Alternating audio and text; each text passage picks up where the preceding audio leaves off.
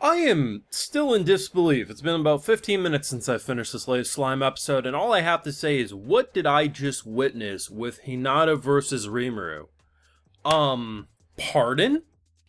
Did she really just take a And I analyzed that shot. I was like, no, it's probably like that looks dead on or close to where her heart should be. Now, do I think she's gonna come back? Probably. But, that is one cruel cliffhanger. That might be one of the cruelest of cliffhangers in recent memory. And when the episode's basically saying it's a misunderstanding, I'm assuming partway through the fight, it's going to end because people will realize, because all throughout the episode, they're saying, oh, well, you did this. You're like, what are you talking about? You did this. It's like, okay, but we're already here to fight, so we gotta. The fact that they actually finished the fight, it just let my guard drop. It was like, okay, you know, this is gonna be interesting. We'll regroup. And I completely forgot about the sword that they gave us and how maybe it has a bit of a self-destruct mode or something in case Hinata doesn't get the job done. The fact that we can end with such respect between these two that she willingly protects Demon Lord Rimuru, as Beelzebub is kind of up in the air on what happened with that, though Raphael seems like maybe there's a little more to it, so maybe something happened with saving that, but I mean, in the moment, it's like, hey, sacrifice that shit for this. Time will tell, but, Nani? Like, what else do you say to that? Oh, of course, I have full live reactions over on Patreon if you want to see my full and cut thoughts to any of these slime episodes. It's gonna be over there exclusively. Wow. That is the best way to put it. I was expecting a pretty okay episode, because I actually thought they would only get partway through the fight. And initially I had an issue with how they broke up the Hinata fight, because it starts, and then we switch over to Shion and Benimaru, and then we go back, right? But in the moment, I'm like, you know, I'm here to finally see this rematch, right? Because now we're a Demon Lord. I want to focus on that. So I'm thinking, prior to what I'm about to say, like, okay, maybe it would have been better if we focused on the others, and then maybe started the episode and then came into next week and finished it.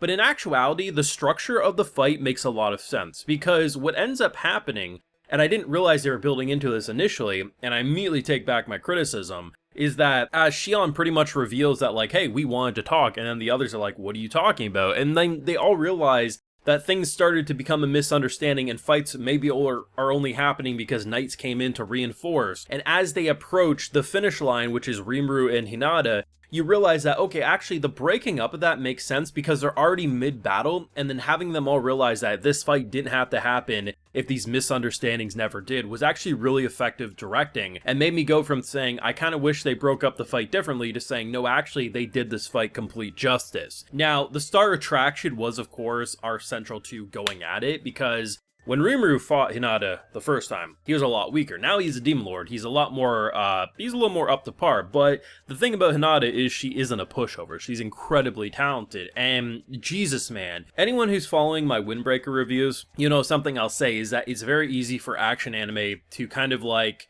cloud animation with effects, whether that's magical effects, whether it's swords swinging around, and when you really break it down, the fights aren't actually that interesting. It just kind of illusion. At face value, you enjoy it, but when you actually look at it, is it the crazy choreographed fight? Not really. But in honesty, like, I actually think they did a really good job, and this was one of the stronger fights that we've seen in Slime. You could keep up with the sword swings. They were very acrobatic, and it was just honestly impressive visually. And the more they escalated it, the more crazy it became, and it was just an adrenaline-pumping scene. And it's something you've wanted to see. I don't think they're killing Hinata off. I would be shocked. If they do, Jesus, what a twist. But if they don't, it's going to be so interesting, because at the end of the day, this whole exchange is only happening because a group of cultist bastards decided to manipulate Rimuru's message and basically try to kill two birds with one stone in getting rid of both Hinata as well as Rimuru. You know, it's going to be interesting to see what they want to accomplish going forward, because to imagine someone capable of actually stopping everything Rimuru and Tempest have started building is hard to imagine in current day-to-day situations. But there are moments that can push Rimuru against the wall. Even Raphael and Rimuru both agree that Hinata, even in his current form, is still he actually had a challenge, and he was struggling a little bit here and there. So Rimuru isn't indestructible. Hell, Rimuru isn't even the strongest person in Tempest, right? He may be the leader, but he has people that work under him that are still technically stronger. So it will be interesting to see how the story develops, because we still have the whole King Yom stuff that we need to deal with. We have that whole church's cult-like plot, and they're not a cult at face value, but when you wear robes like theirs, there's no other way to put it. They're a cult, man. Like what else do you want me to call them, right? I'm not gonna call them by their name. They're a damn cult, and they're causing ruckus. They don't deserve my respect. But it was fun. It was shocking. It has you going, there's no freaking way that actually just happened. And this definitely has, like, this episode in particular, reached some of the kind of adrenaline reactions of season 2, 100%, because there's moments where Rimuru does stuff, where things happen to Rimuru's people that you're just like, did they actually just do that? Even if you assume they're gonna make it, did you actually just do that? And this episode definitely delivered in that front. Though I did actually quite like seeing Shion. I mean, at the end of the day, you have to realize she's calling herself a secretary. What secretary goes around doing what she does? But it's hilarious because she's just wiping the floor with them. And at one point, Benimaru, this one dude jumps Benimaru.